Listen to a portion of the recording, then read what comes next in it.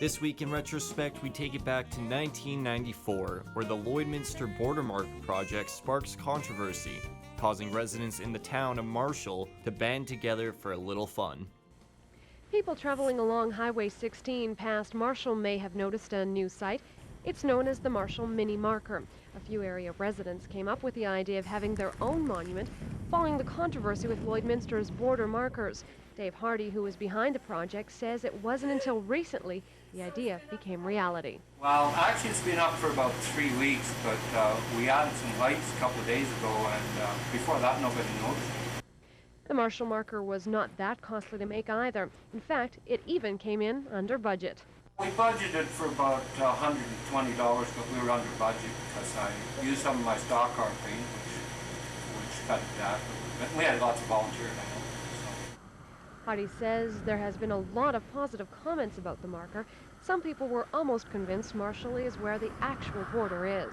There's a couple coming, which we didn't know, and they said, isn't that a border marker? And they said, yeah, it is. And they said, well, gee, the border markers are in Lloydminster. And I said, well, actually the border's over here. They made a mistake, and because there was a drilling rig out off to the north there, and I said, we're putting in some more. And he went and told his wife, and I said, I don't know how far this is going to go, but he believed this. While Marshall may be putting itself on the map with its mini markers, City of Lloydminster officials say there's nothing like the real thing, and the more publicity, the better. I'm actually quite happy to see that a group of people have decided that there's something worth noting and worth marking and worth talking about. The more that we can get information and exposure and people talking about the markers, and the more publicity that we get, all the better, because that's what they were really designed to do, is to generate comment, to generate interest, and it's certainly happening. And in 1998, Carstairs, Alberta sees something unusual. 2 white solaires, the only 2 in existence at the time.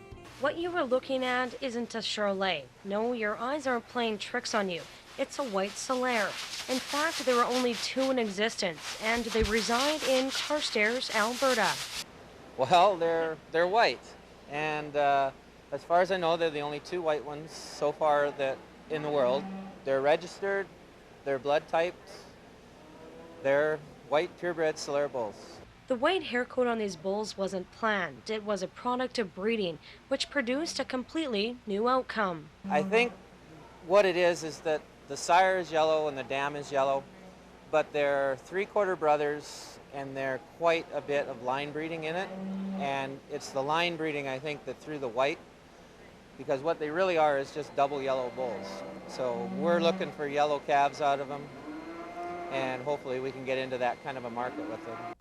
Robert feels there is a market for these white solaires, even though it might have been stronger a few years ago. A few years ago it would have been better, because the blacks have come on so strong, but we didn't have them then, we have them now. So I think that there's a market for people if they have using Charlet bulls or white terminal cross on red cows. They often get a premium for their calves. They sell their heifers too, so they buy back red calves, and then they have to use red bulls.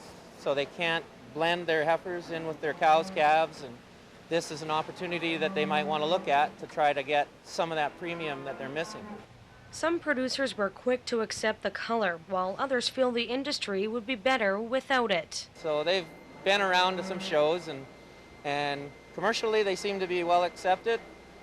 Some of the purebred people like it, others don't like change. When the first calf crop comes off these bulls, the industry will take their first look at the outcome.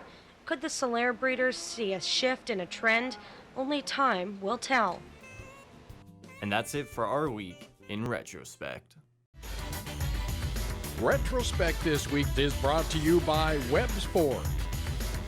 Worth your while to drive the extra mile. Webb's Ford in Vermilion.